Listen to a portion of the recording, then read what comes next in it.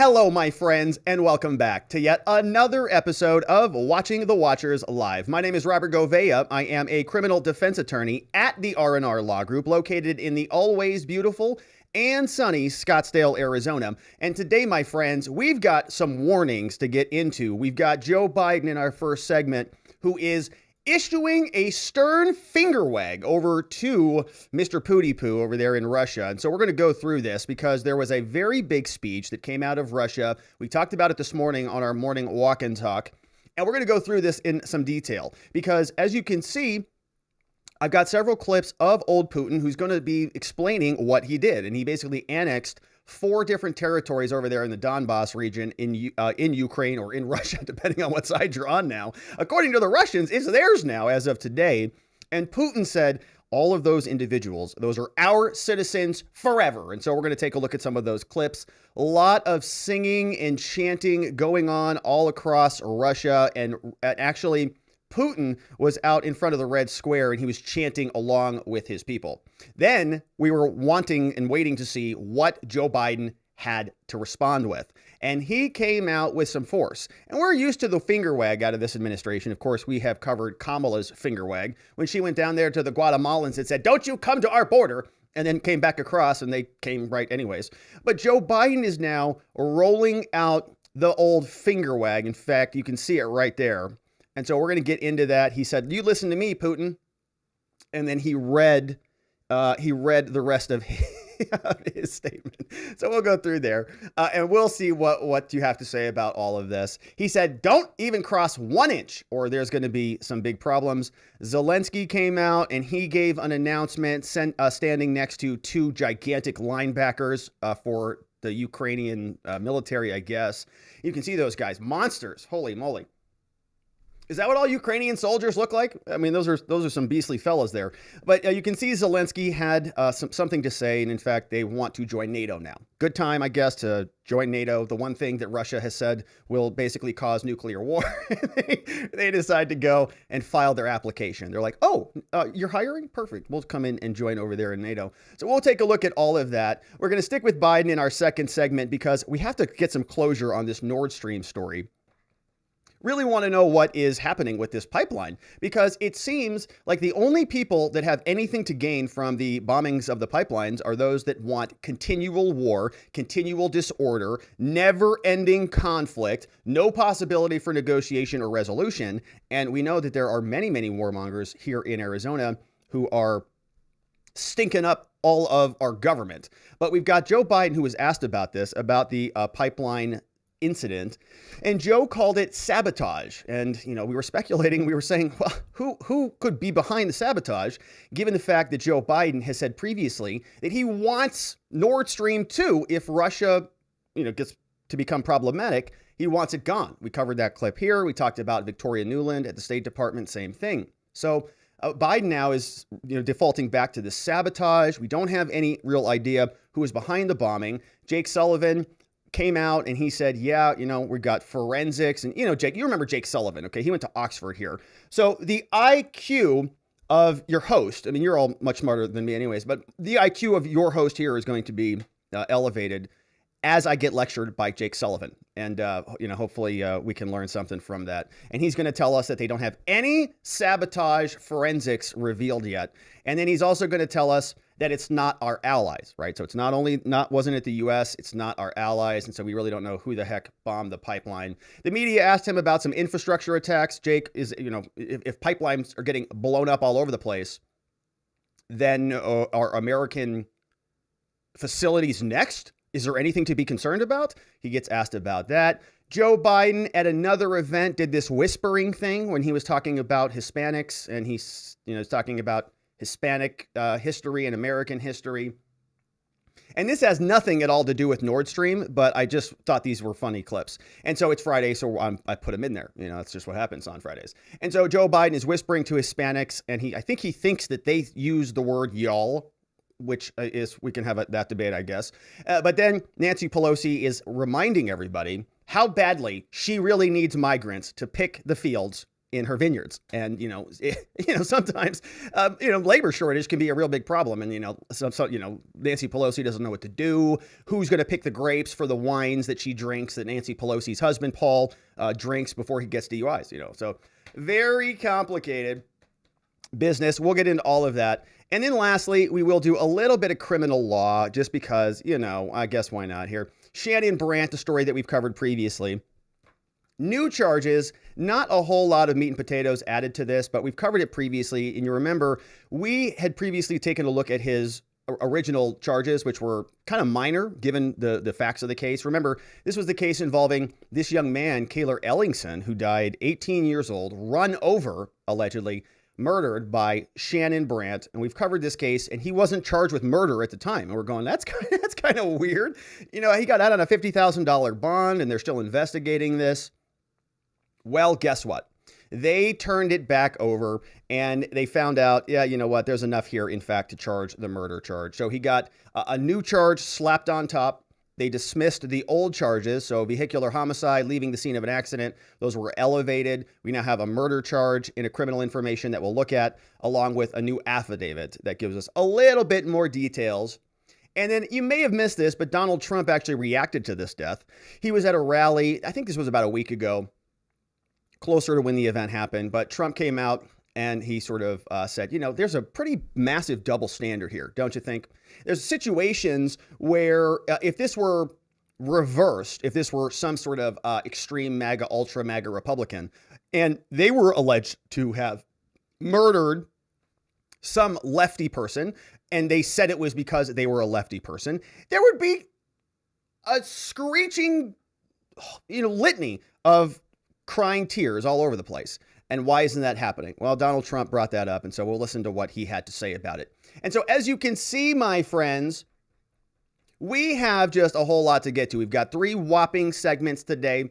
I took a look at some of the dockets, really very little activity in the Trump docket, little activity in some of the other documents. I mean, the Oath Keepers trial is starting, although I'm not particularly interested in that because they're going to get steamrolled over there just like everywhere else in D.C.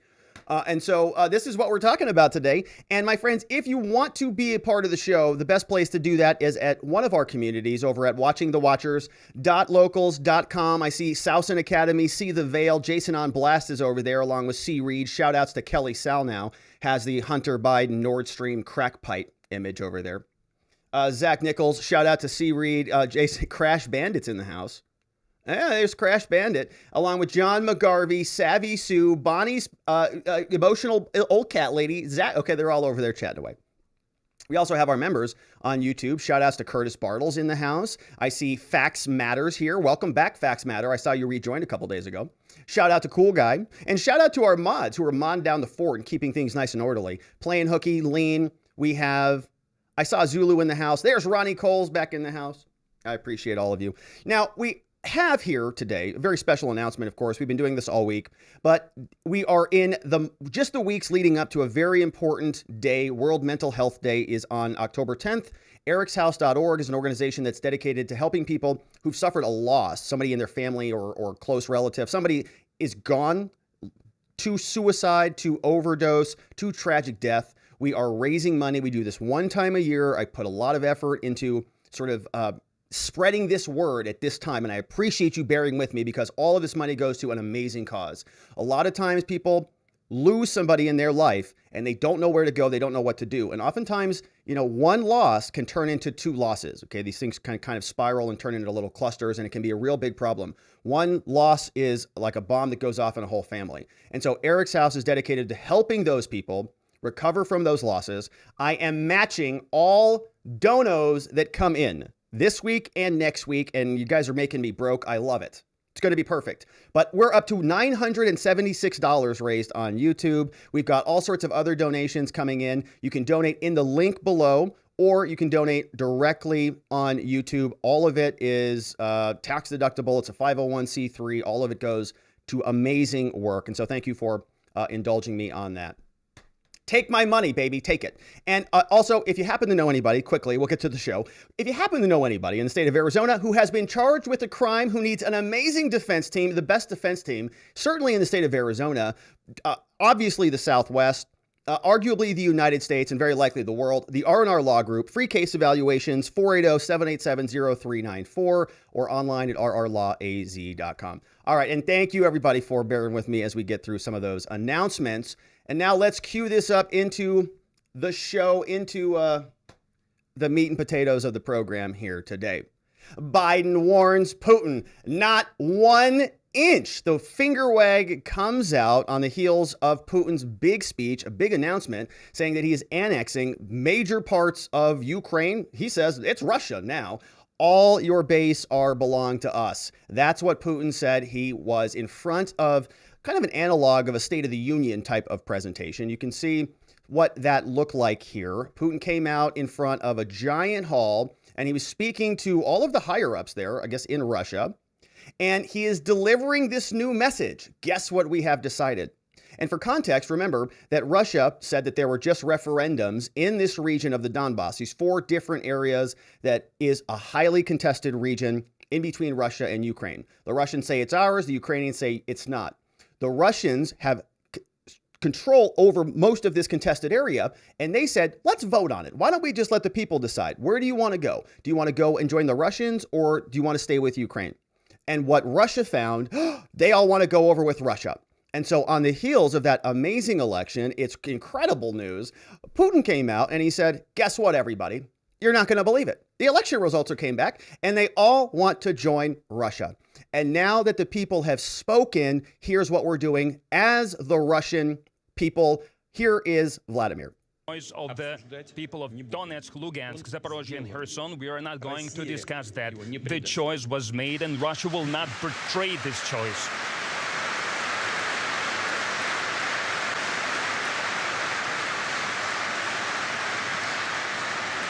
Big crowd. And the Kyiv authorities, they should see this expression of will with respect. And that's the only way we can reach a peaceful solution. We will protect our lands with every means we have at our disposal. Putin saying that Kyiv better respect the will of the people. They voted, they decided.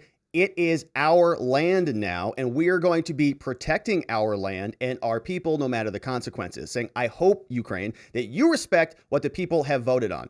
And we would do everything to provide safety for our people. This is the great liberating mission of our people.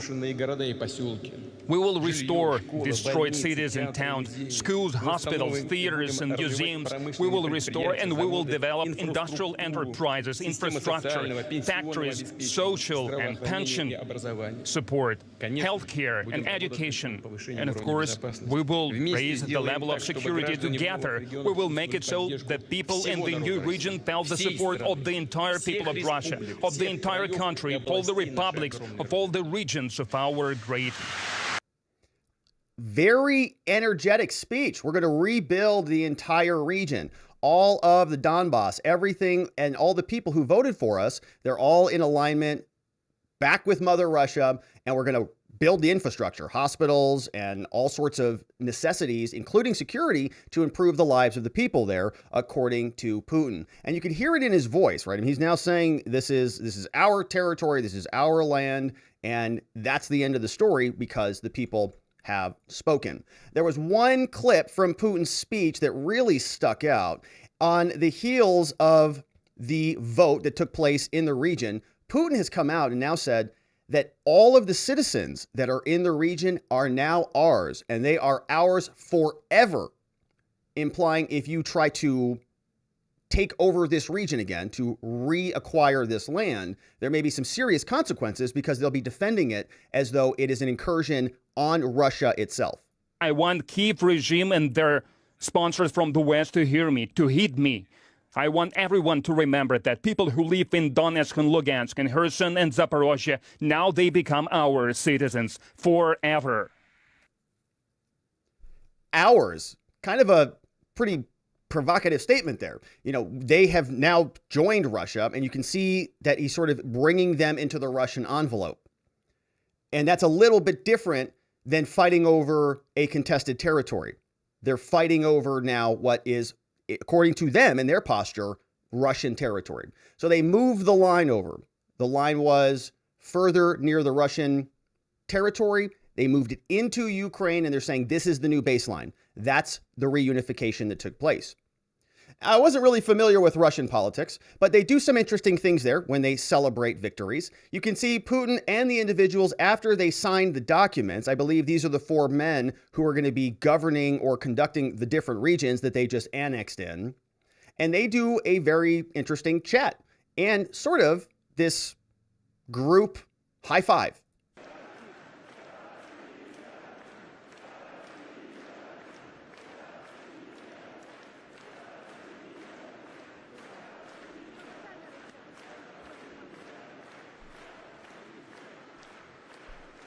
They seem pretty enthusiastic about their new territory.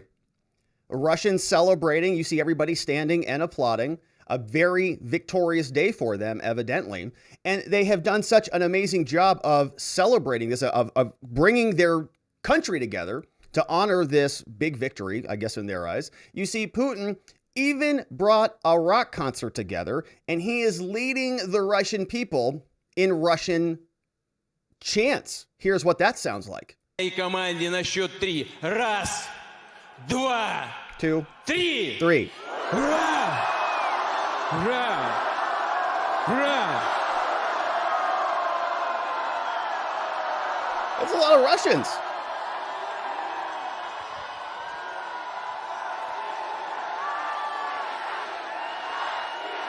It's a pretty big crowd. Now, a lot of people are saying those streets have just been packed in and filled with people, bussed in. But they did bring a big concert out there, and there were Russian singers and Russian performers who were celebrating out there. I mean, they really turned this into quite an event. And that is what's being celebrated all over Russia today. And so it's hard to, of course, make determinations about what's real and what's not in any of this stuff. Big disclaimer on all of that. But it seems like their people are celebrating this as a giant victory. They're filling the streets. Meanwhile, over at the White House, we're going to check in with Joe Biden. Big questions about this. On the heels of Putin annexing very important regions of Ukraine, the Donbass area that has been the subject of a giant battle, of giant war that we've been all sort of suffering through. Tangentially, okay, I don't mean to suffer like the people who are over there suffering, but I mean, the whole war is requiring a global response. It's shifting the entire economy around this one conflict. And so many people have been saying, is this continued escalation something that is necessary? Do we need to continue to raise the stakes by exploding pipelines and by making different quick, sudden moves? Well, yeah, of course, we have to do that. Zelensky from Ukraine decided today was a great day to go and apply for membership to NATO. Here's a quick clip from Zelensky. Of course, this is going to be in Ukrainian. And so I'll play a little bit of this and just show you some of the scenery and the imagery that's used in this video, because Zelensky does a nice job at sort of assembling these different clips. Here's what he sounds like when he's delivering this message saying, the Russians have annexed a certain portion of our territory, and now we are going to be applying for NATO membership. Ми бачимо, хто нам загрожує, хто готовий вбивати і калічити, хто не зупиняється перед Now, he continues on in his speech, and as we progress through it, you're going to see they zoom out. And he's going to be announcing for us, along with these 2 gigantic linebackers, that document in front of him is his actual application to NATO. And so he reaches down there and he signs the document. And there we go. And so I think these are 2 military commanders also witnessing the signing of the NATO application. And then boom, that goes right in the fax machine and it lands right on the NATO desk.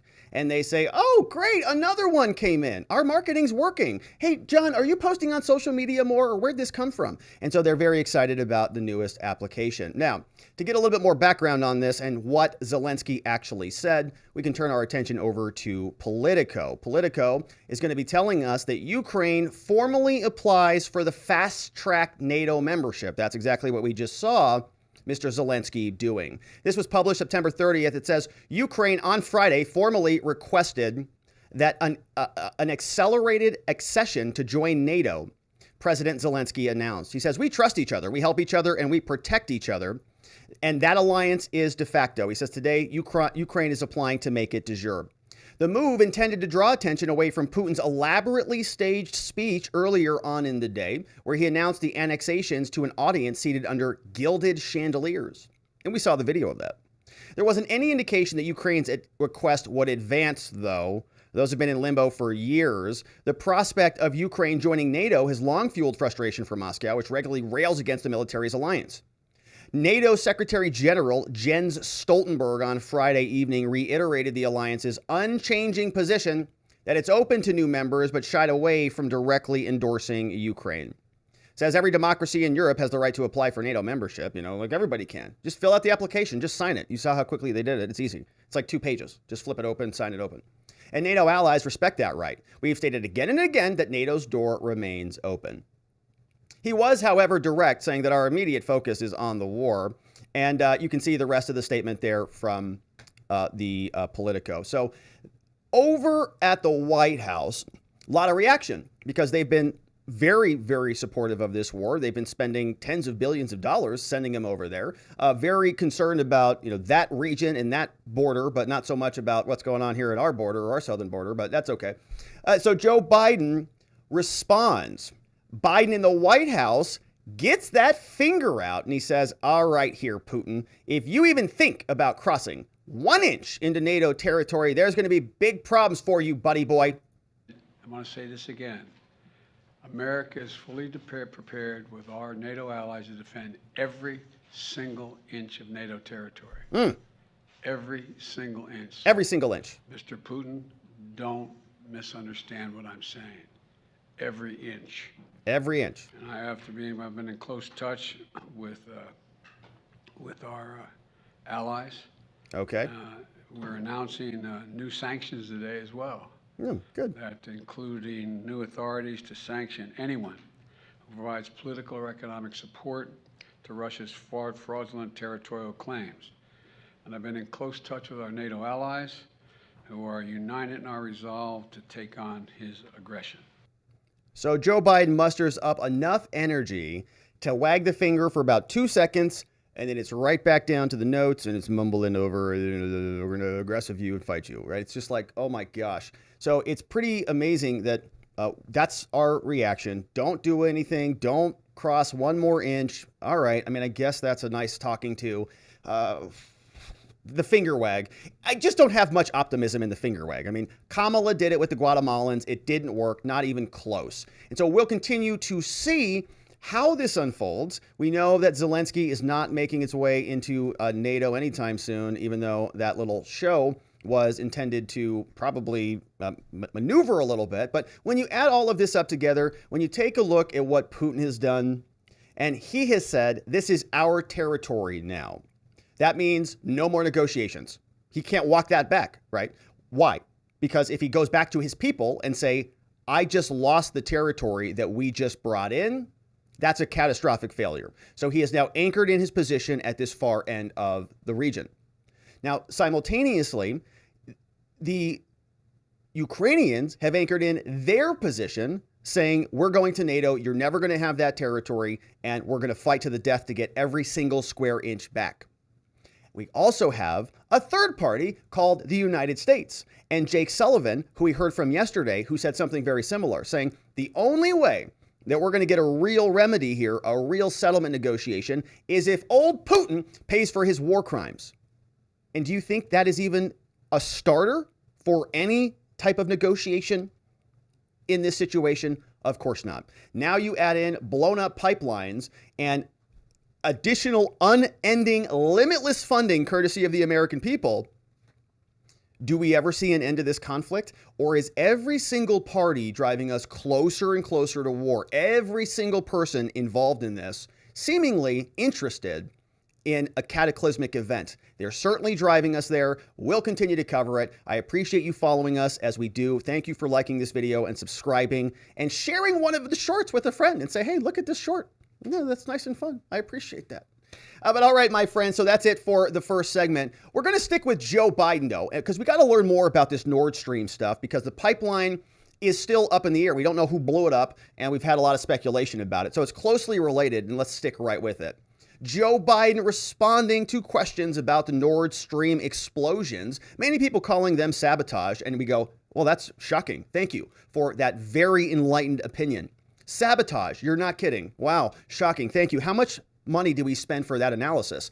But a lot of people have been using that word. Of course, we have been trying to game out here who could possibly gain from this other than the goddess of war.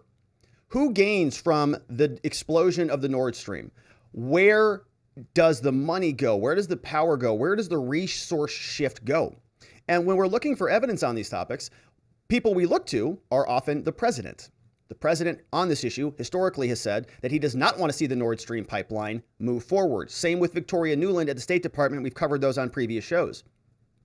Now Joe Biden is talking about the pipeline sabotage. Finally, the question makes it up to the White House. Hey, Joe, you know, there was a pretty important strategic resource that was in place developing and delivering all sorts of resources between countries that's no longer in existence. Would you care to comment, because people are speculating that maybe it was you and your administration who were behind it based on what you had said previously? Here's Joe addressing this basically as an afterthought. Take on his aggression. I thank you all very much. You also asked me earlier about the pipeline. Yeah. And let me say important. this. It was a deliberate act of sabotage, and now the Russians are pumping out disinformation and lies. We're going to work with our allies to get to the bottom of precisely what happened. And at my direction, I've already begun to help our allies enhance the protection of this critical infrastructure. And at the appropriate moment, when things calm down, we're going to be sending divers down to find out exactly what happened. We don't know that yet exactly, but we're not, just don't listen to what Putin is saying. What he's saying we know is not true. Okay, so we don't know anything. We know what Putin's saying is not true. He doesn't have any answers. When the time is right, Biden's going to send some divers down there, I guess, to do some forensics on the explosion there. And then maybe we'll get some answers. But the takeaway, disavow. Didn't do it. Nope, we don't know who did it. We don't know anything about the details. We're looking into it. We'll let you know when we find something. So the White House, not openly denying, saying we didn't obviously do that, but they're getting pretty close to that. We're investigating it. We're learning what happened here. Who could it have been? Good question. Good question.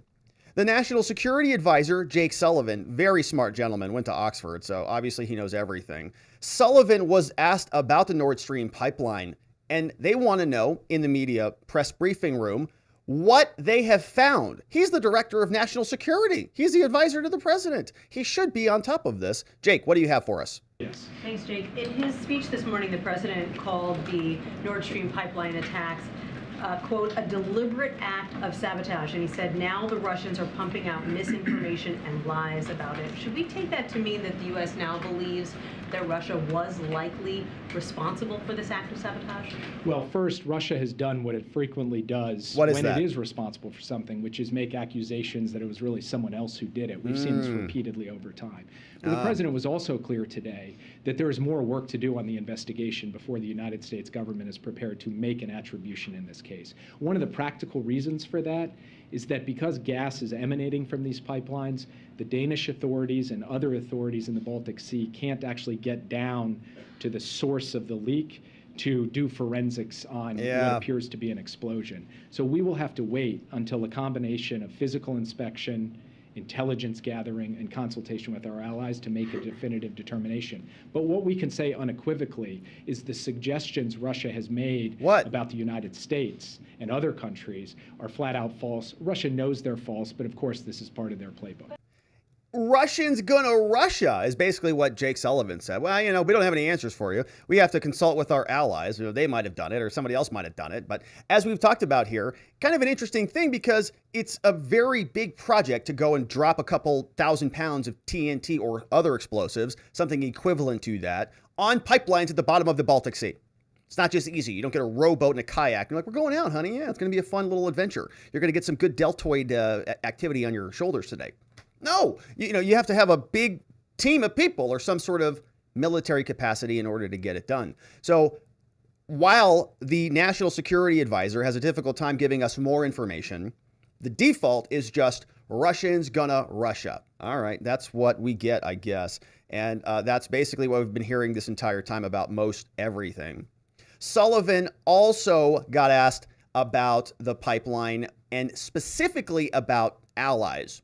In the media room, Jake Sullivan, the National Security Advisor, asked, Jake, look, I know that the United States is investigating this. I know that you don't have clear answers for us, but did our allies blow up the pipeline? Please follow up on your question that on the pipeline.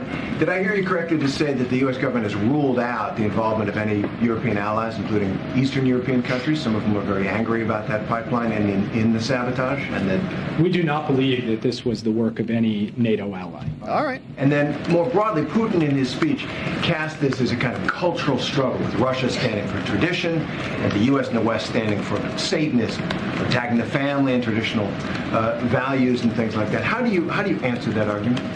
So the first question was about whether allies, NATO allies, bombed the pipeline. Sullivan says no, not to our knowledge, haven't found any of that out, which of course leaves a big bucket of other countries that may be responsible, or you outsource this to some third-party, military apparatus or something that has the capacity to do it, if that is a thing. But the next question is about Putin. Why is Putin engaged in all of this? And he's calling the United States and the Western world, and he's using language like Satanists are over there, and they're engaged in all sorts of satanic activities trying to, enact the global order upon the Russian people. And here's what Sullivan says in response. It's raving. The fact that he's using words like Satanism is, to me, precisely the kind of over-the-top rhetoric and ranting that you hear from someone who has no basis to justify what is a colonial and imperial land grab. And so rather than fill in any kind of logic or moral defense of what he has done. Okay, now listen to this. I want you to listen to this explanation that he's going to give us. He's going to be describing a crazed person called Putin. And let's listen to his description. He has to resort to these kinds of absurd arguments. And I think that can be plain for the entire world to see. Yeah, when he doesn't use logic, when he doesn't use reason, this is what Putin does. Rhetoric and ranting that you hear from someone who has no basis to justify what is a colonial and imperial land grab. And so rather than fill in any kind of logic or moral defense of what he has done, he has to resort to these kinds of absurd arguments. And I think... Yeah, kind of like absurdly calling a whole group of Americans MAGA extremists, threat to democracy, threats to economic security, saying that entire swaths of the country basically are terrorists without saying the T word. And he doesn't see that his own boss is responsible for that. Where was Jake Sullivan when Biden came out in front of the seventh circle of hell and lectured all of us about all of the horrors out of Biden's mouth, ranting and raving from the red gates? No comments on that. Just says that's what Putin does, because Russians gonna Russia, according to Jake Sullivan. So very little answers out of him. The National Security Advisor got asked about possible attacks on the United States. I mean, if somebody can take out the Nord Stream pipelines and nobody even knows who did it, it just happened, everybody was sleeping soundly. Joe Biden, went to the bathroom for the fourth time that night, and he is having a difficult time piecing all of this together. If the Nord Stream pipelines are under attack, I mean, are we under attack? Are American facilities going to get blowed up? Here, Jake Sullivan, should we be worried? Are you concerned there could be attacks on U.S. and Western infrastructure after the Nord Stream 1 incident?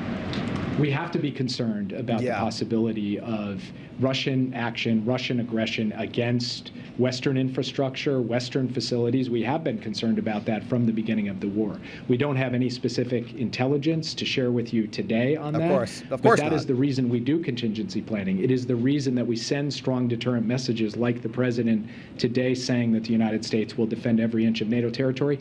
And it's why the president said today that we've elevated our surveillance and monitoring of critical infrastructure in NATO territory in the event that it is put at risk, either physically or through cyber means or otherwise. And we will continue to do that. All right, good answer. So he's saying that they are looking into this and that they're going to be monitoring all the facilities, and we always need to be concerned about this, but no actionable information for any of us. Doesn't have a whole lot of details or specifics, but we always got to be concerned about it because the Russians are capable of anything, anywhere, because Russians going to rush up, as we know. That's Jake Sullivan, the National Security Advisor. Now, elsewhere around the White House, Biden was doing the whisper thing. You can see the GIF here. You can see his face is peeled back, sort of like the Joker staples are digging in a little bit.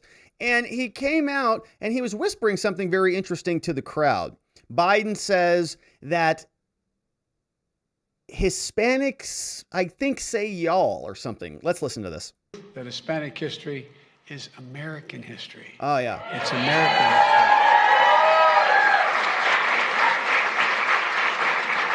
As a matter of fact, as they say now, y'all were here before we were. What is he talking about?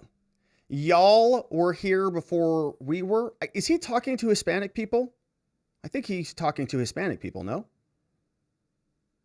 But why is he using the word y'all? I don't know what's going on with him. I don't have any idea what he's thinking or talking about or doing. But I'm not sure that he does either. All right, there's the president. All right, so we're just going to get on past that clip. Now, Nancy Pelosi is making some headlines because she was out explaining this migrant crisis. And Nancy Pelosi, you know, she's just not all that there sometimes. And I think she kind of recognizes it. You can sort of see it in her face when it short circuits a little bit. This is Nancy Pelosi, who is very upset with the migrant busing crisis, doesn't want them going from Florida up north or anywhere else, doesn't want the poor migrants to not be able to work, which in this case, she says, is out in the fields, working away, maybe on her vineyards, picking grapes. The fact is that we have a responsibility to secure our border.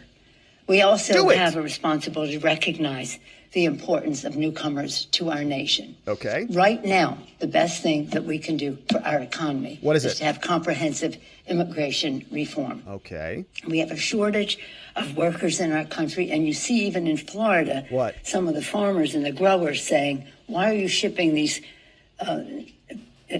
immigrants up north? We need them to pick the crops down here. But that doesn't mean that we don't recognize our moral responsibility. Hey, we have a lot of vineyards in my area in California, all right? And Paul, you know, he's got a little bit of a drinking issue. He likes to kind of get sauced and, you know, see if he can make it home before, you know, doing the one-eye driver. And it's not good. And so she wants to make sure that there is an eternal supply of immigrants so that they can just pick those fields, baby. Constantly picking the fields, because that's what Nancy Pelosi's vision for America is. For all of the Hispanic people coming in.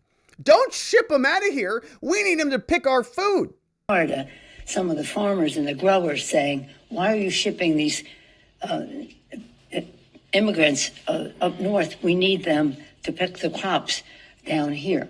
But that doesn't mean that we don't recognize our moral responsibility as well. When the president, the former, occasional occupant of the White House.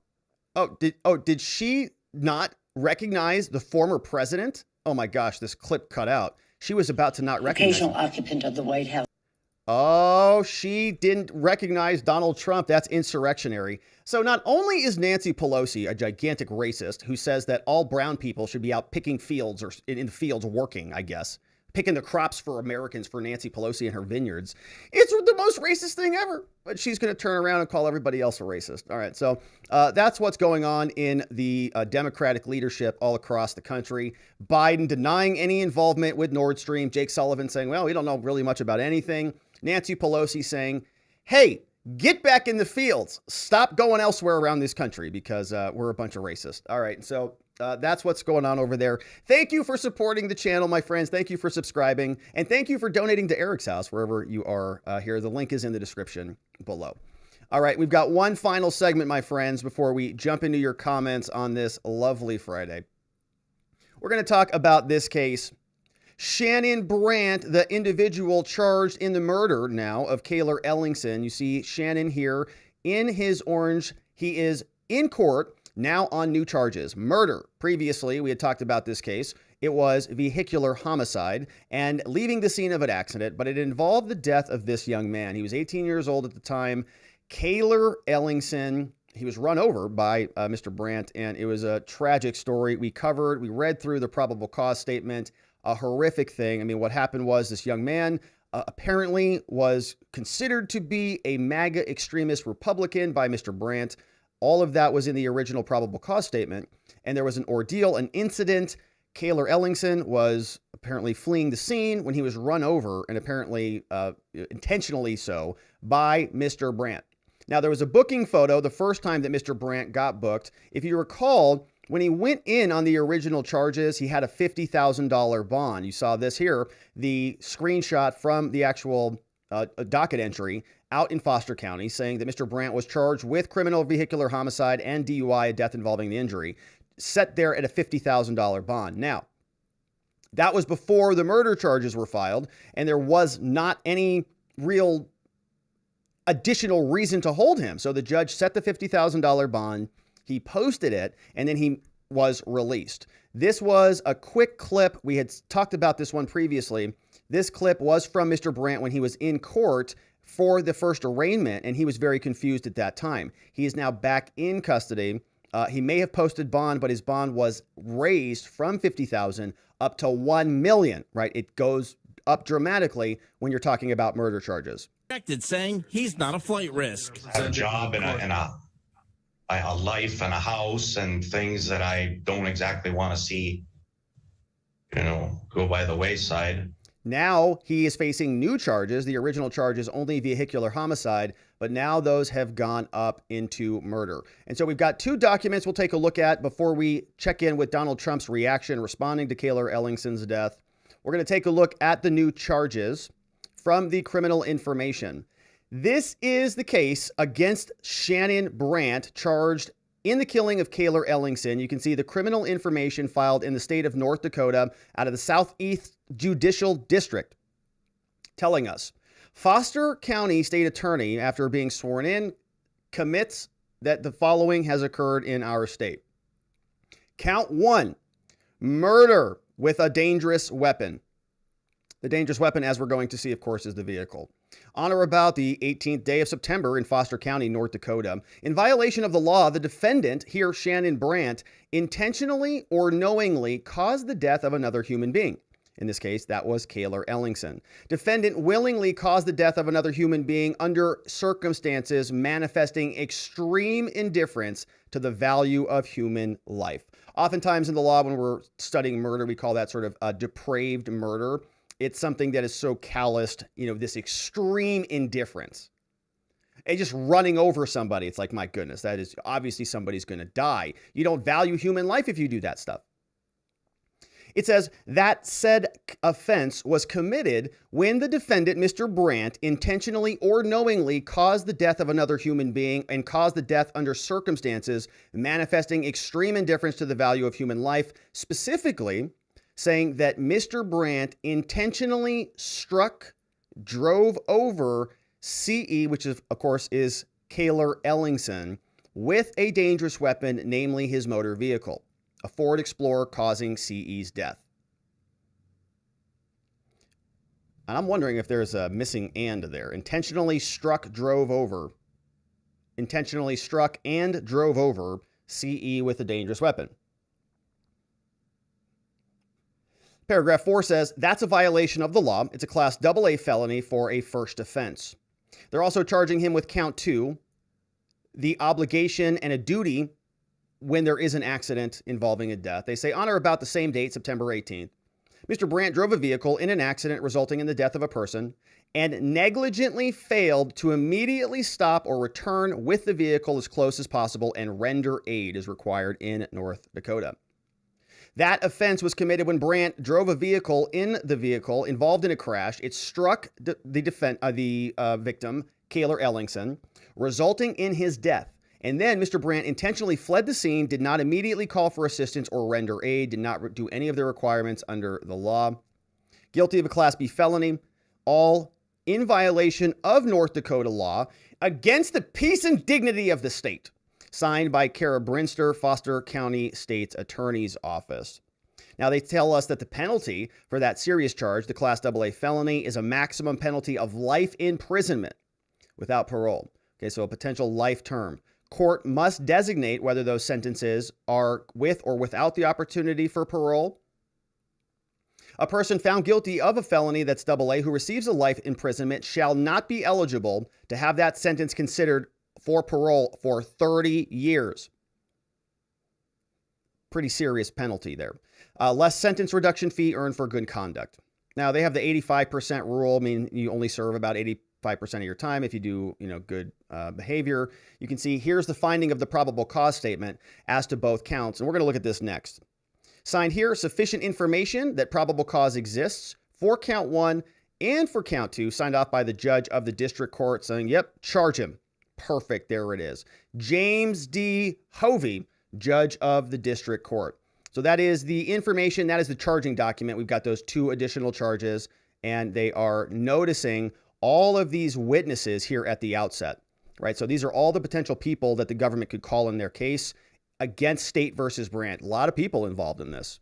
Wow. All right, let's see who's here. We've got some sergeants. We've got 1, 2, 3, 4. Yeah, a lot of sergeants. Chief of police, troopers. We have a representative from the hospital. We have 2 other troopers, Thomas name, sheriff sergeant. We have some of the Ellingson family, which is just terrible. They got some of the Brandt family, right? So maybe they called the investigators, spoke with with family members of the Brandt family. We've got special agents maybe over from the FBI, other just names of random people that I don't recognize. Budget auto services, and then random names. All of these names I don't think they don't stand out at all in any way. So big witness list, but as you would expect. And as the case progresses, right, this involved a death. There's, autopsy and all sorts of death reports and stuff. So all of that will eventually come out. You can see the list continues on. 3 additional special agents. The rest of the names don't recognize there. But that is the information. And so that's going to be, what brings the charges. And what happened here, my understanding is that they actually dismissed the other 2 charges. So if you're going to be charging him with murder, you don't actually have to charge him with vehicular homicide because it's sort of a lesser offense. You can see that those other 2 charges will go away. They'll focus on the murder. Now let's take a look at the actual affidavit because this is where some of the meat and potatoes comes into play. This is the affidavit against Shannon Brandt, charged with murder in the killing of Calyer Ellingson. It's 4 pages long, coming out of the North Dakota court. And it is written by this fellow, Jeremy Quam. And he is somebody who is a special agent out of North Dakota. And he says, all right, court, I've been sworn and I state to the court as follows. I am a special agent out of North Dakota. And back on September 18th, I got a 911 call. I'm sorry, state radio did. During the 911 call, Shannon Brandt told state radio, that's dispatch, that Shannon hit a man with his vehicle and requested an ambulance. Cayler Ellingson was later identified as being the individual who was struck by Shannon. During the 911 call, the dispatcher asked Shannon routine questions about the location of the incident and the condition that the individual was in that he struck. While Shannon was on the phone with the state radio, Shannon made comments regarding the incident being intentional and not an accident. Some of these statements to the dispatcher were, quote, I just want to ask you a question. Am I going to go to prison? Probably. The dispatcher asked Shannon Brandt that, quote, he wouldn't let your vehicle go, and then what happened? So 911 call says, wait a minute, what? He wouldn't let your vehicle go? And like he was standing in front of you in your way? So what happened? Shannon Brandt says, yes, I just tried to take off and he wasn't going to let me go. I hit him. I didn't mean to. And he subdued and I was scared to death, but he's subdued. He can't do anything to me now. So this is why I'm calling you. I mean, I almost just run away, but I thought, geez, obviously if it was a total accident, I wouldn't be scared, but I know it was more than that. Shannon Brandt informed the state radio that Cayler Ellingson made phone calls to other people, and Shannon Brandt was worried these people were on their way to the scene of the accident. Shannon Brandt also said that Cayler wouldn't let him leave and made a phone call to someone saying something to the effect of, "You're going to have to come here and handle him," saying that Calyer Ellingson picked up the phone and said, "I'm calling my buddies and, hey, come here. There's this guy. Come here and handle him." During the investigation, Calyer Ellingson's phone was forensically downloaded. On September 18, 2022, from the hours of 2 a.m. to 2:42 a.m., 42-minute time, Calyer Ellingson only received and placed calls to his mother, Sherry, and his father, Cole. Pray for those two people right now. Sherry and Cole. They lost their son, Cayler. So Cayler's out late at night. He calls mom and dad. Shannon thinks that Cayler's calling, I guess, a roving band of MAGA extremists and decides to run him over. Prior to law enforcement arriving on scene, Shannon Brandt left the area of the incident and went home to his residence in Glenfield, North Dakota. North Dakota Highway Patrol Andrew Cashin, Foster County Sheriff Sergeant Cruz went to Glenfield and contacted Shannon Brandt at his residence. Shannon Brandt was visibly intoxicated and told Sergeant Cashin that he hit Calyer Ellingson. Made a big admission directly to the officer. Shannon Brandt was arrested and transported to Stuntsman Co. Correctional Facility. During the Highway Patrol accident investigation, there was no acceleration marks or skid marks in the gravel alley where Cayler was found. No brakes. On September 19th, an autopsy of Cayler was conducted at the University of North Dakota, the Forensic Pathology Center, by Dr. Kevin Malley. After the autopsy was completed, Dr. Malley informed Special Agent Jeremy Quam, that's me, the nature and the manner of injuries of Calyer Ellingson, and that what he received indicates that Calyer Ellingson was on the ground when he received those injuries.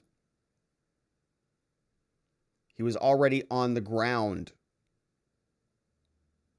Dr. Malley indicated this means the injuries weren't caused from being struck by Shannon Brandt's vehicle and were caused by being ran over. During the processing of Brandt's Ford Explorer, Special Agent Jeremy Quam found that there was little to no damage to the front of Shannon Brandt's Explorer. The only damage observed were 5 small cracks in the driver's side grille. Special Agent Kelly Wilmer and Special Agent Jeremy Quam, they interviewed Sherry Ellingson, mom, and Cole Ellingson, dad, who are the parents of Cayler. Sherry said she received a phone call from Cayler September 18th at 2:27 a.m. During the phone call, Cayler told mom that Shannon asked who Cayler's parents were. Cayler said he told Shannon and Shannon said he knew who they were. Cayler asked if Sherry Ellingson knew Shannon Brandt. So they're out 2 a.m. They're having an argument. And Shannon says, "Who are your parents?" And he says, "Sherry Ellingson and my dad, Cole." And Shannon says, "I know them." On September 18th, same day, 2:34 a.m., Cayler calls Sherry. During this call, Sherry mom recalled Cayler telling her that maybe he should call his cousins or posse. Oh. Sherry said at that point she didn't know if Cayler was feeling threatened. Sherry told Cayler that he didn't need to do that and that she was on her way to pick up Cayler. So the son is in a situation, calls mom, says, "Hey, this guy's going crazy. Mom, what should I do? Should I call my cousins?" And mom says, "No, don't worry about that. I'm on my way to pick you up." At 2:41, Sherry and Cole Ellingson, so mom and dad, both had missed calls from Cayler. 2:41 in the morning, missed call. 2:42, Ellingson received a call from Cayler. During this call, Cayler told his mother something to the effect of, "They are after me," or "He is after me." Sherry Ellingson said the phone call dropped and that was the last time she spoke with Cayler. There were no other incoming or outgoing calls after this. Nothing further. Signed by Jeremy Quam. Submitted September 29th. Murder charges against Shannon Brandt. And that's a very interesting indictment there, or that's the affidavit of the probable cause statement. And you can see what this special agent did. He left that big bombshell, that big dropper right there. That's that big meaty potato that you just, oh, it's just wow. You just slam that down when you're filing that. Yeah, the last time mom spoke with her son is when he was dying on the ground because he got run over, screaming that they're after him. Horrible thing. And prayers for him and his family and everybody who's involved. May he rest in peace. What a horrific thing. And unfortunately, there's going to be more of this, you know, as the political volume continues to escalate in this country. We're going to see more claims that every single person who doesn't believe in the traditional orthodoxy of the left is now a MAGA extremist, insurrectionist, Republican, homegrown violence extremist, ultra MAGA, death to America, whatever. And when you say that from the rooftops, we know that they were very upset when Donald Trump said, fight like hell. They said that was the end of America. Meanwhile, they're screaming and doing entire speeches, castigating an entire side of the population as the worst that America has ever seen. What's going to happen when that continues on? Probably more of this. We have Donald Trump reacting. Trump reacts to Calyer Ellingson, saying that this would be an entirely different story if this had been an alternative demographic. If Shannon Brandt had been a Republican instead of a lefty, if Shannon Brandt had been scared of some other MAGA Republican and the tides had turned, then maybe the media would cover it. Trump recognizes they're not. Trump knows there's a double standard, and here he is discussing it at one of his rallies. Just recently, a young 18-year-old man from North Dakota, I'm sure you read this over the last 2 days, named Calyer Ellingson, a young man, so handsome, beautiful, 18 years old, was targeted and killed, run down in cold blood with an SUV by a radical left maniac. He was a radical left, stupid person, simply because he was a Republican, and he was so proud of being a Republican. And this guy ran him down, and not one mainstream media network has even mentioned this horrible crime. Think of it. They ignored it. Think of it the other way. Think of it the other way. Supposing a MAGA person ran down somebody on the other side, it'd be the biggest story you've ever seen.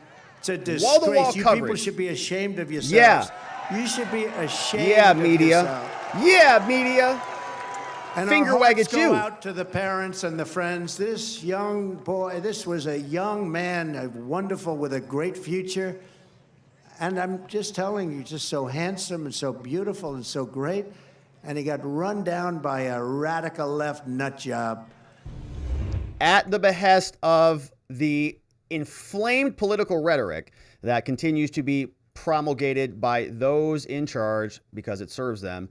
And my friends, that is what is the latest update out of the Shannon Brandt case. Of course, if there's anything new and interesting to cover, we will certainly do that. Thank you for subscribing to this channel and liking this video before you watch the next one. I look forward to seeing you right there. All right, my friends, we have now covered some serious business today. We got updates on Shannon Brandt. We heard from our president on Nord Stream and Nancy Pelosi on immigrants picking crops. And we know that Joe Biden has been warning Putin not one more inch or else probably nothing. So we did cover a lot of ground, and I'm grateful for all of your questions, which we are now going to get to from our friends over at watchingthewatchers.locals.com. And I saw some donos come in. Let's take a look where we're at on the dono.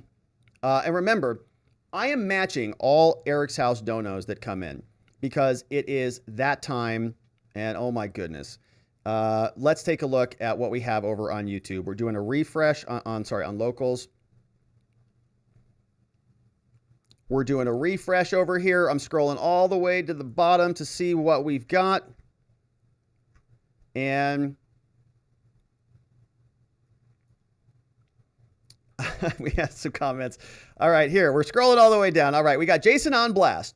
He says, hey, warning, don't go to work in the morning. It's going to be Saturday. I'm not going to do it. Savvy Sue is here. says, speaking of warnings, here is a Kamala Harris trigger warning. Let's see what we've got over here on this stream.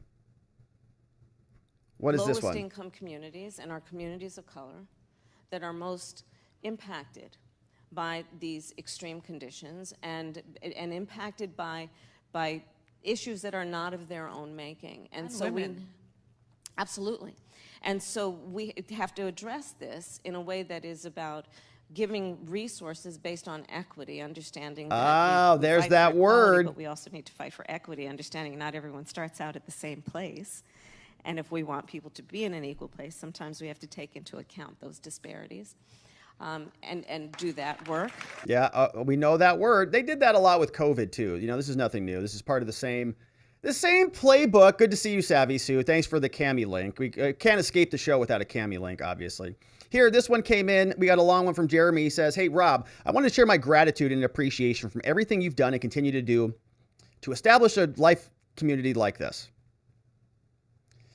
Well, thank you, Jeremy. All right, so, thank you. Okay, says, today, I was listening to your morning walk and talk while driving home along the Sacramento River Delta, and one of the topics you mentioned inspired me to call one of my brothers from the Watching the Watchers community. While we were chatting, which is amazing, honestly. While we were chatting, I had to ask him how he found your channel, being that he usually is not able to just browse YouTube looking for new channels. Long story short, even though we dislike the tubes for its drastic, seemingly unfair punishments, I believe we both can thank the almighty algorithm for knowing us well enough to suggest what to watch.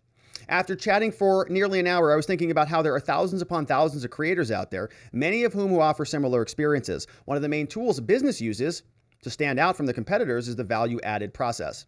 The locals community that you established for us has become part of something that I look forward to every day. Participation not required, results may vary. All of that to say, thank you for allowing your viewers to help shine that big, beautiful spotlight, TM, of accountability and transparency. Well, Jeremy, that is just the nicest comment in the world. You know, I have trouble...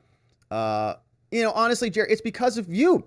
I mean, honestly, I can't take any credit for it, brother. It's like, I appreciate the compliment, man, but the community it's way bigger than me. You know, it's about everybody who's in there. And I got to be honest, it's the favorite part of my day too. I love sitting here talking with you guys. I love learning things. I can't tell you how much I've learned from you. I'm not joking about this. Like, I read the comments, I read the stories. I do most of my show prep from the local stories in the first place. Fly through there and, see what's going on, pull stories out there. I post stuff. Who was it? John Allen corrected me on something this morning. Like, it's really a lot of fun. And, Jeremy, I'm grateful that you're here, my friend. I'm grateful that you're a part of it. Zach says, it was awesome talking with you today, man. We definitely agree it was a blessing. Yeah, look, we have guys in our men's group who've come from the show. I mean, it's really become something that's pretty amazing. And so I'm grateful to be here with you. All right. But Jeremy, you're going to make me all sappy here, my friend. Thank you for the comment, Jeremy. I really do appreciate it. Man. Well, that's nice on Friday. I get a little emotional. Vianticus says Cash Friday. Thank you, Vianticus, for bringing us back down to the level. All right. We have another one that came in from Howard. He says, evening, Rob. We've got some Branco cartoons. Let's see here. Let's see. Yes. So you have this one from Bronco. Danger, quicksand, Democrats poll numbers, but January 6th. And she's pointing over there. Yeah. Open border disaster, fentanyl deaths, inflation, recession. Yeah. That and MAGA extremists and MAGA Republicans. Howard says the Swedes report a fourth leak. Yeah, I saw that headline. Ronnie Cole says Biden should claim victory over the pipeline. It would be his only victory so far. That should be true. Yeah, he could say, I told you, we wanted to get rid of it, and now we did. Facts Matter says, let's break Rob's bank today for the Eric's house. Well, thank you, Facts Matter. I appreciate that. Honestly, it was like a little bit more than I was expecting. And there's also people donating also over directly at Eric's house. So like here, you can see this. Hey, like John Gordon. Shout out to John Gordon, who just donated $30 over at Eric's house. Incredible. Shout out to John Gordon right there. Charlotte Schwartz donated. We had Gary Steele made a donation. Thank you, Gary. But are these people donating on my page or not? Look, I want to get credit to my page. Everybody else, okay, that's nice. Yeah. Here, Robert received a donation from Alex E. Says, thank you, Robert, and Robert's mom. Well, thank you, Alex. And Stookie Mays over on Locals. Big donation from Stookie. Thank you very much, Stookie. Yeah, that came in over on Locals as well. And so you can see Anonymous made a tip over there. And so amazing stuff. If you want to go learn more, the link is in the description below. All right. And so let's go back over to some of these comments. Speech says Trumpy Bear needs to be sitting on one of the shelves behind you. Yeah, I was thinking about that. If there's, I don't know that we can go permanent, but if there's Trump news, I actually also have something else for Trump news. If Trump gets indicted, I'm not excited about it, but yeah, if Trump gets indicted, then I mean, the whole shelf, the whole wall might be just Trump shrine. I'm not kidding about it. I'm going to be so mad. All right. So thank you for that speech, Unleashed. It's not a bad suggestion. Trumpy Bear is great, by the way. I mean, look at his hair. His hair is it's sort of a personality of its own. It's just kind of, you wake up and it's just different. It just does whatever it wants to do. Freewheeling hair deal, just like the real Trump, whatever. And so, yeah, he's here. He's here whispering me MAGA tidbits. Here, Rai T is in the house, says, Rob, did you notice the lack of diversity in Putin's audience at his speech? I'm absolutely outraged and disgusted at the inequality and the lack of inclusion in that obviously bigoted far-right Capitol audience. You're right about that. A lot of white old men in there. Some of them look like they were falling asleep too. Old white men are the bane of this planet, and they're just going to destroy us all. I know, it's going to be the worst. I get worse every year. Trust me. It's just getting bad. It's all downhill from here. I hope the white 79-year-old man at the top of the U.S. government will put those racist Russians right. Gosh, I know. Yeah, hopefully Joe Biden can solve this for us. He's really the only person who's capable of dealing with all these white guys all over the place. And so thank you, Rai T, for that one. All right, we're going to do another refresh. We're going to jump over to the second page over on locals. And while that's loading up, shout outs going over to Nexit 2020, Eric Scorpio, Even 21, all chatting away over on the Rumble chat to our friends over on Rumble. Here we had, who's this? FedCure? Oh gosh. No, who's this one? Okay, we're scrolling this up. Okay, first one is Zach Nichols is in the house. Says, a couple of things I did some research on from the pipeline. Here's a couple things that stood out. Might give an unhappy party any ideas. I notice there are many hands involved. Always follow the money, the paper trail. We got a clip here.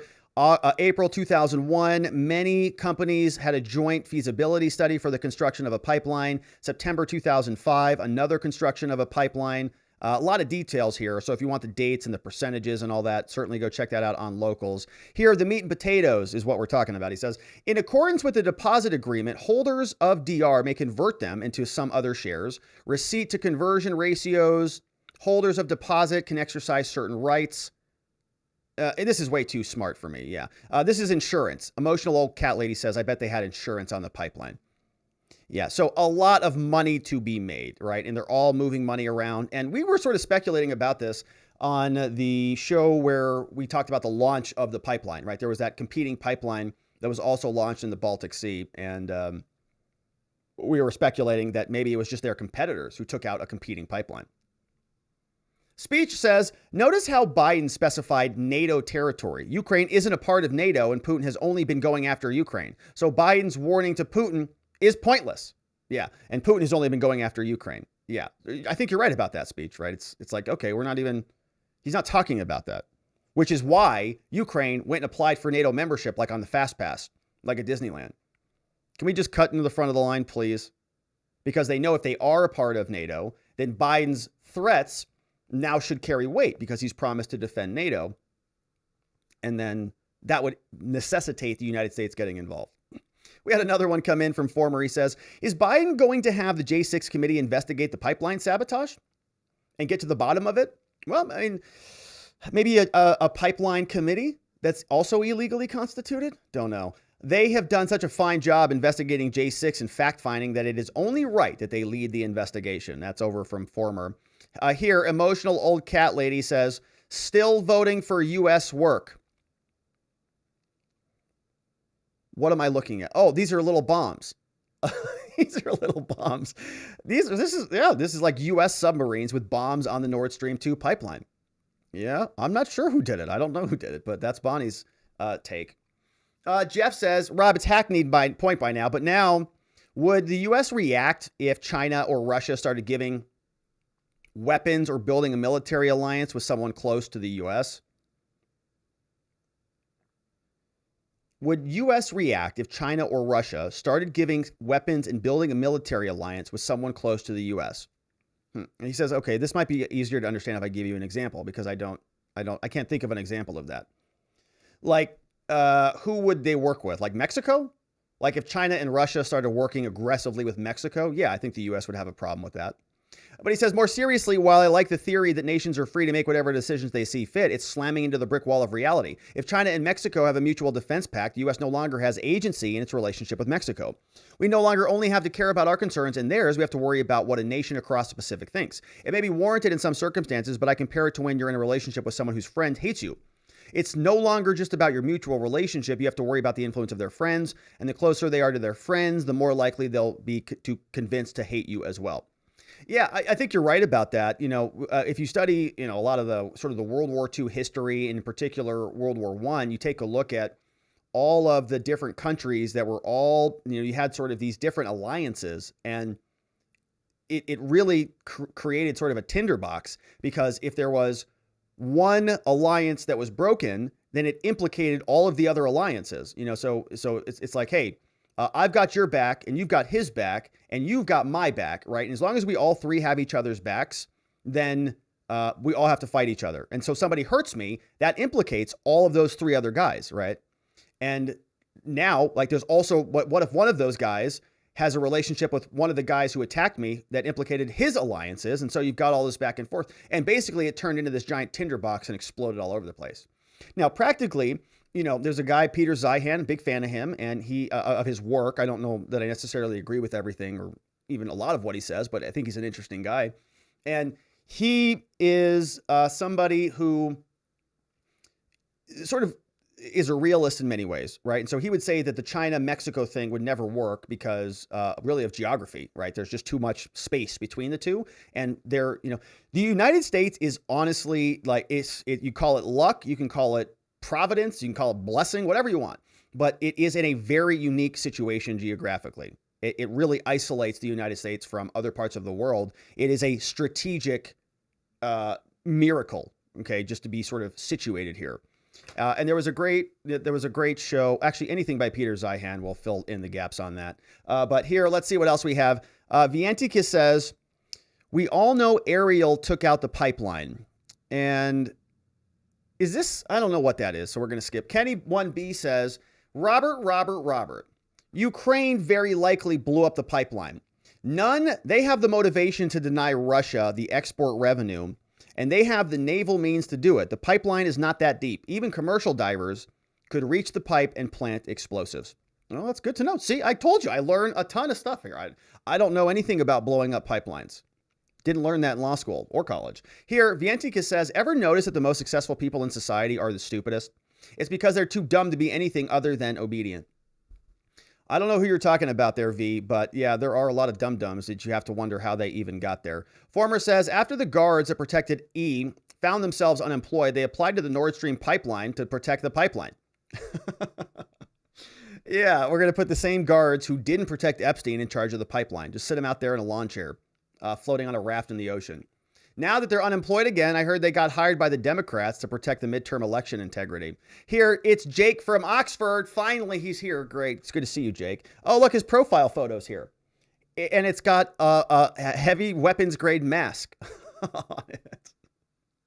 It says, hey, Rob, this morning and yesterday, you spoke about my comments regarding justice against Russia, which is true. Okay, here it comes. I think my words were mistaken, so let me clear this up once for you. Justice against Russia is due because Putin not once used correct pronouns while speaking against NATO. That's a good point. I don't speak Russian, but Jake probably does. He did go to Oxford. It's probably one of like 8 languages he speaks. He says, this must be corrected immediately or we cannot listen to negotiations. This is a travesty. Okay, well, there you have it. I mean, there you have it. That's from Jake Sullivan himself. He said yesterday on the show, unless Putin gets the death penalty, There are no negotiations. And that was before today's speech when Putin was probably him and herring it all over the place. I don't speak Russian again, but there were probably no theys or theirs in in Putin's speech. That's going to go off well. Rai T says, if Shannon is charged with murder now, does his previous charge get dropped? Yeah, it does. Yeah, it does. I think they did that officially. $50K he's already placed. That's going to go into, you can apply that towards the bigger bond of the $1 million. If he pays the $1.5 million, does the $50K get applied? Yeah, so it really depends on what he wants to do. Practically the way that this stuff works is when, the guarantor, the person who guaranteed the money, who put up the bond, they get to decide what to do with it. They get to say, apply it, give it back to me. He might have put something else up. I don't know. That's from Rai T. And so good question. But I don't know if he's out yet or what the total amount was. I thought it was $1 million, but maybe it's higher than that. Here, Viantica says, the first step to becoming an ideologue is to stop asking questions. I don't care which color of the purple Kool-Aid you're drinking more of. This is about principles. This is the world that gets created by hating and mocking people who are just as poor and have just as little power as you. The sides don't matter. This could just have easily been anyone who lives their lives unquestioningly believing what someone in a suit tells them. Yeah, V, there's a lot to that one. I think you always got to question everything, but I guess the response would be, if you question everything, aren't you an ideologue? Huh. What if you always ask questions and you just question everything? What if you're a skeptic? Skeptics are kind of ideologues in many times. And why are you so cynical all the time? Right?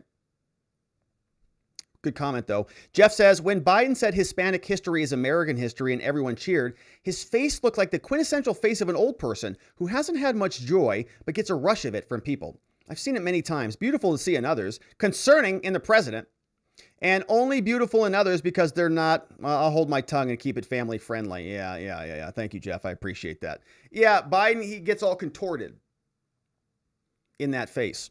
Strange. It's Jake from Oxford. He says, Biden is so Biden. Rob, this is my new slogan for everything. Thank you so much for the branding ideas. Also, dear sweet trans Antifa, did you see those two grizzly bears next to Zelensky? How did they train them so well? I don't know how they do that over there. Those were some big old bears on them. Yeah, weren't they? They were like big monster grizzlies. Bruh. Did you see when they signed with that pen? It was like, big giant linebackers over there. Okay. Rai T says, thank you, Jake. Says, I can't wait until the leftists defend Shannon claiming he was trapped. The same leftists who wish the death penalty on those who drove through the protests of people when their vehicles and their families were attacked with weapons. I bet the hypocrisy is already showing itself. Yeah, from Rai T. I'm sure there will be. And that line, should I get my cousin? Should I call my posse? The defense would be interesting. And, I could put the defense hat on all day and take a look and see, maybe what we think about it. But it doesn't look good so far, because if he's already on the ground and you run over him, not ideal. Not an ideal defense case. Emotional old cat lady is here, also called anti-fragile old cat lady, says 115 people die each day. 1 million are hurt each year. It's time we consider a ban on all cars. Vehicle ownership is not a constitutional right because cars kill people. It's true. Everything is murderous these days, and we should just ban it all. They're probably racist, too. And they don't use pronouns. Rai T says, has CNN reported that a Ford Explorer ran over a person yet? I don't know, that weird Ford Explorer. It's weird. It also doesn't like MAGA Republicans. Ray KOK says, why not charging with domestic terrorism or a hate crime? Oh, well, that's because it's the wrong parties. It's a Democrat against a Republican. If it's a Republican against a Democrat, then it's the death penalty. But if it's like let's say a Democrat politician who murders a journalist in a Dexter death suit, no problem at all. Nobody even wants to talk about that. So you can see double standards is really the answer. Former LEO says violent speech by Biden possibly caused this murder to occur. In fact, maybe he even sort of encouraged it. Does Biden have any responsibility? No, of course not. No, of course not. He's not going to get impeached. There's not going to be any J6 select committees, nothing like that. Of course not. Let's see what else we have here.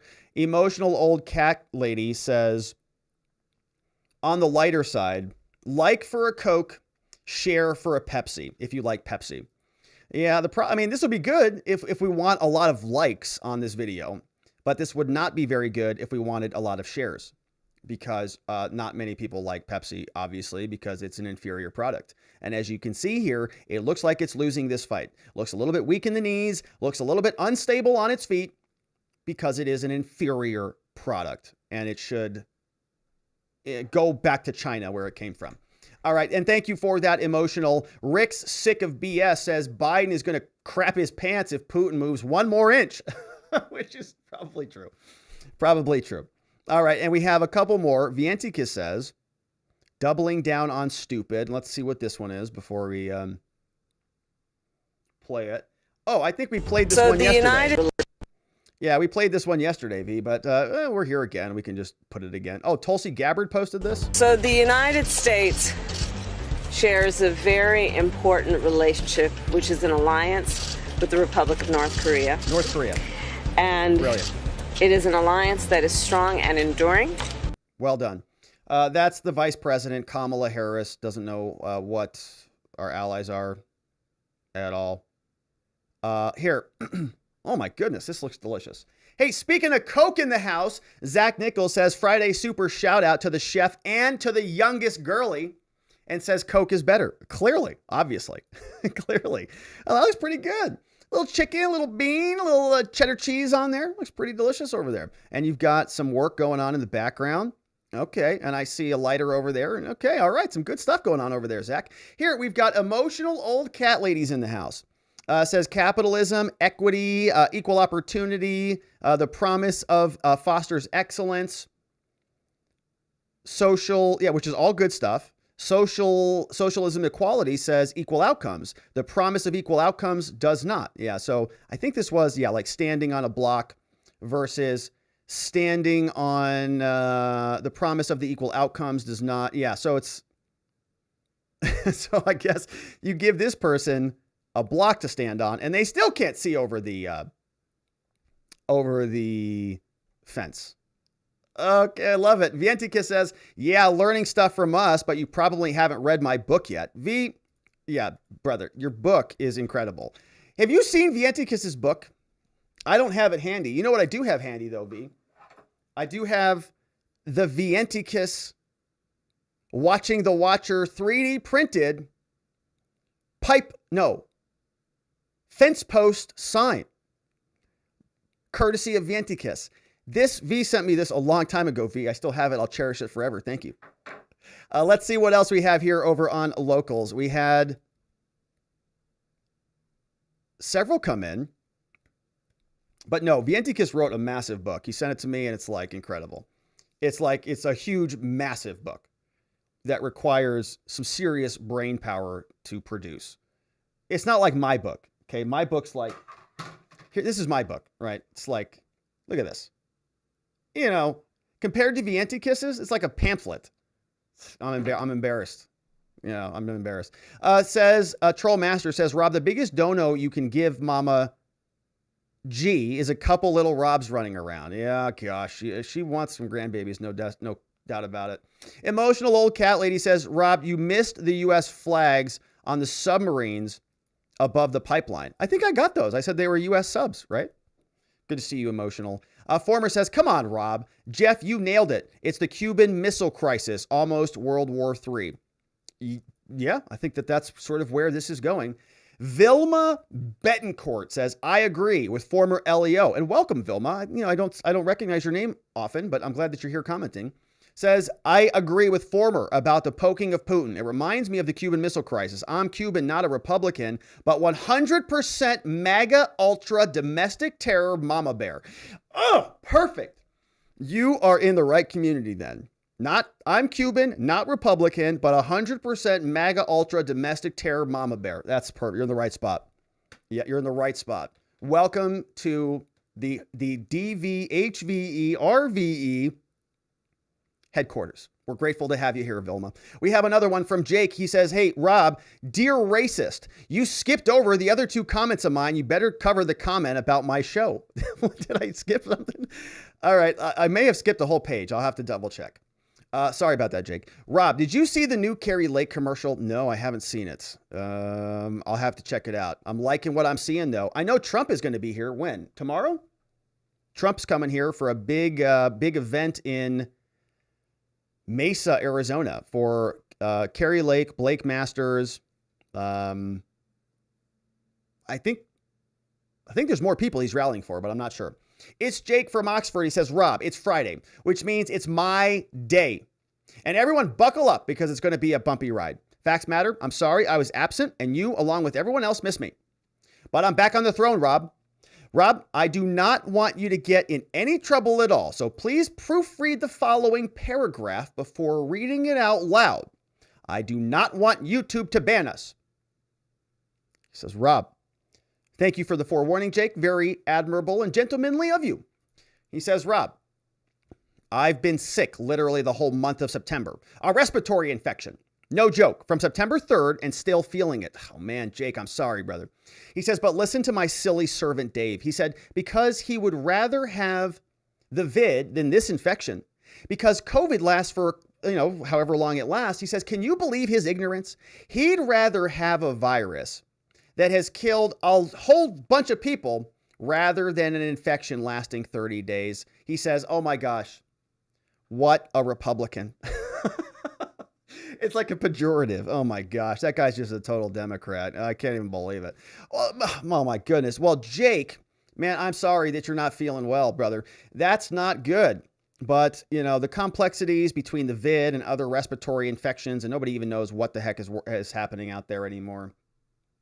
Hopefully you make a speedy recovery so you can get back in charge wrecking American foreign policy. We're looking forward to it. It's Jake says, Rob, what in the actual systemic racism is going on with my show? Here, talking about this show, obviously. He says, I hire you because you're beyond professional. I fund the whole show with daddy's credit card and the internet goes out. And you did actually finish the show yesterday, which, was kind of impressive. But listen, I think we need to talk about how much you're paying Vienticus. I mean, he's pretty much just sinking our ship. He really failed us yesterday. That's true. I forgot to blame Vienticus for all of our technical problems. I didn't realize I could do that now, but Jake Sullivan from Oxford has confirmed it is, in fact, his show, and it sounds like he's given me full permission to blame Vienticus Prime for really any problems that happen here, which is, okay, that's a nice idea. We'll see. Facts Matter says, today's pronoun in honors of Racket's ban is touchdown / on paper. and unbreaded. And unbreaded is also the pronoun, but it's in emoji form. So that means that you only can use emojis. And so is he still, my gosh. Yeah. So is he still banned on Twitter? Nick, man, I hope he's doing okay. Cause I know he's like dancing around the two band tiptoe tap dance, when you're just sort of like, I think he's still streaming though, which is good for him. But my goodness, YouTube and other things. What a mess. Vienticus says, need serious power for my book. I wrote it at a 3rd grade reading level. What are you talking about, Willis? Vienticus, it's a book on electrical mechanical engineering. No 3rd grader is going to read that. Here, Ray K says, yeah, the rally's going to be huge, baby. Ray K is going to be there. Here's another one came in from Former. He says, could a small nuclear war reverse global warming? From the Huffington Post. Oh my gosh. And we have the quote from Billy Madison. What you've just posted is the most idiotic things I've ever read. At no point in your rambling, incoherent response were you even close to anything that could be considered a rational thought. Everyone reading this is now dumber for having read it. I award you no points, and may God have mercy on your soul. That was from Billy Madison. This one came in from Former. He says, this is a Russian Neptune flying over a trawler. Nobody understands how close we came to thermonuclear war on that day. Yeah, I know. It's hard to fathom that. Here, he says, this one came in from Paul Mino. He says, hey, Rob, in case anyone needs reminding, it's Batman with the GIF slapping Robin with the GIF. Yeah, right. So, okay. So take your, all right. Act accordingly based on your reaction to this GIF. You may be in agreement with it. I don't know. but we're not ready to commit one way or the other. Not here on this channel, baby. All right, and so we're going to do a refresh. Thank you, Paul. Hopefully you're doing well. Let's see. Says, Ray K says, sorry, Jake, I still blame the FBI for last night. It's probably the FBI. And I saw that Vientikis was posting that Jimmy Dore had some problems on his show. His stream also had a buffering latency issue or something. You know, it's just FBI's clogging the inner tubes everywhere you look. We had Phantasmagloria sent in a locals tip, which is going to be matched. We're matching all of those as well. We have, that one came in. Thank you, Phantasmagloria. Oh, and Vientikis is sharing his book. Here, let's put the book on the screen. Let me show you this thing. Where'd it go? I have the link here. Let me show you V's book. It's like a real, I mean, it's a real thing here. Holy moly. Yeah, this is the name of it. Do we get, look at this. V, I told you, man, this is some serious brain power that's required for this book. All right, look, here. Electrical Concepts for Everyday People. Electrical Concepts for Everyday People by Vientikis Prime. And once you start getting in here, look at this. The number line, he says, let's begin with an explanation of all the mathematical concepts that apply to electricity, starting with the most basic of concepts, the number line. The number line is a line that represents the value of something. It begins with the origin of 0 and it extends to the right with positive numbers all the way to infinity. It just goes on like this for, I don't know how many pages. Look at this. All this math. There's fractions in here. Turn 4 5/8 into an improper fraction. It's all copyright. I mean, look at this. Yeah, it's way too sophisticated. I can't. There's math numbers and there's plus signs and minus signs and no, that's, yeah, that's, you know, at some point I probably do need to learn some electrical concepts. Maybe I could figure out how to function my computer on all of these things. but V, that's a serious thing, and I'm not joking. You know, support Vientikis here. Buy his book if you want to know more about electrical things. Electricity is very important. We may not have it one day. But all right, my friend, Zach Nichols says, yeah, math and numbers, and JC says math, numbers. Oh God, Zach says my head hurts too. Math makes my head hurt. That's why I went to law school. It's words and language. There's very little math. You know, we have bookkeepers and CPAs and, you know, they help with all that stuff. Leon says, I'm too drunk for this. Yeah, I can understand that. That's funny. All right, my friends. Well, you know, it is Friday and I think we are wrapping it up for the show on the day. We covered a lot of ground. I'm going to do one final refresh on the show before we call it a night. We had a very nice couple of super chats that came in yesterday that I'm trying to pull up as we speak right now because I did not have that link open. And let me grab those for us. But as a reminder, we are matching all of the super chats, any donos that come in that are going over to Eric's house. I am grateful for all of those. We had some super chats that came in today, and so let's run through these here. These were basically donos, I think, that came in. Let's see here.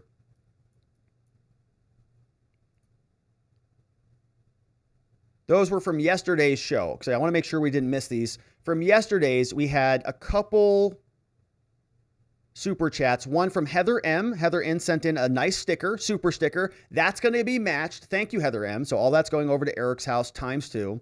Another one came in from Dab Angsta. Says, sounds like Fort Bragg officer is trying to pull a Bradley Manning. Yeah, that was on the coverage of the new healthcare Russian scam that individual got indicted for. So thank you for that. Playing Hooky sent one on in the day before saying, going forward with compassion. Great work, Rob. And Salty Scotch sent in a big dono, and I think we got those when we did that show back on Sabotage. And so thank you, Salty Scotch, and everybody else who is donoing over to Eric's house. We are going to be sending all of those in and really fundraising between now and October 8th, which is when we have our big, giant annual event. We do it once every year, and it's all to raise money for people who've lost somebody to suicide, overdose, addiction, or to tragic death. You know, oftentimes, man, horrific things happen in this world, and people need some love and support in order to find some hope and some healing. And that's what we do. But that, my friends, is it for us over at watchingthewatchers.locals.com. We have an amazing community. If you want to support the show and get access to some more of those morning walk and talks and some of the locals only live streams, that's the best place to do it. Amazing community over there. And as you can see, people connect, and we really sort of are trying to build a community. So come join us, watchingthewatchers.locals.com. Join up on YouTube. If you prefer to support the show on YouTube, you can do that. You get access to the same extra videos. They're just typically not live, and they come up sort of, you still get the walk and talks and all of that stuff. If you're going to join, Locals is the place. But if you don't want Locals, join here. You'll get a lot of the extra content as well. As I mentioned, all efforts over for ericshouse.org for the next couple weeks, or week, actually starting next week. On October 8th, we have our annual fundraiser over at ericshouse.org. Links are in the description if you want to donate. I'm very grateful for everybody who is supporting the work that they're doing there. Really, really is powerful and impactful. Lastly, I am a criminal defense lawyer at the R&R Law Group located in Scottsdale, Arizona. His story says, why no super chats tonight? I don't think anybody sent any in, which is good because they're donating. I see that we've got some donos, but the donos don't always, I can't see the donos. I can't see individual dono numbers. But anyways, I am a lawyer at the R&R Law Group. We help good people charged with crimes in the state of Arizona find safety, clarity, and hope. 480-787-0394. Any type of criminal charge we can help with. DUIs, drugs, domestic violence, any assaults, anything that happens in Old Town, disorderly conduct, criminal damage, accident, traffic crimes, urinating in public, criminal littering, and all of the serious felonies. We'll leave those out of the stream. We handle it all. We have an amazing team. We're very good at what we do. 480-787-0394. Free case evaluations online, rrlawaz.com. All right, my friends. And I also want to thank the mods who modded down the fort for us today. Big shout outs to Playin' Hooky. I saw KB out there along with Just Cause. Lean, as usual, is in the house modding down the place. We've got Playin' Hooky, Ronnie Cole. I saw Zulu over there. And I appreciate all of you modding down the fort for us. We're grateful for all of your support and all of your work, keeping things nice and orderly in there. Finally, thank you to our Spotlight supporters, John over at qsimple.com. You should type that into your browser. Go over there, check out his work. Also, thank you to Dr. EMB, David B3, and Chris Romero, who all support the show with a little bit of extra love. And so I'd like to share some screen real estate. If you want to be on the screen at the end of every show, promote something, let me know. Otherwise, my friends, that is it for us for the day. And I want to thank you so much for being a part of the show this week. Had some technical difficulties, but hopefully we learned, I learned how to avoid that in the future. And we have functional internet service here in America moving forward. But we are done for the day. We will have a morning walk and talk, or maybe a Locals Live tomorrow morning. We'll see. But I do hope you have an amazing, amazing weekend and you unplug from politics. Spend some time with some friends or family and recharge those energy batteries so that I can see you right back here. Because together, with your help, we can shine that big, beautiful spotlight of accountability and transparency down upon our system with the hope of finding justice. Have a tremendous evening, my friends. I'll see you right back here on Monday. Bye-bye.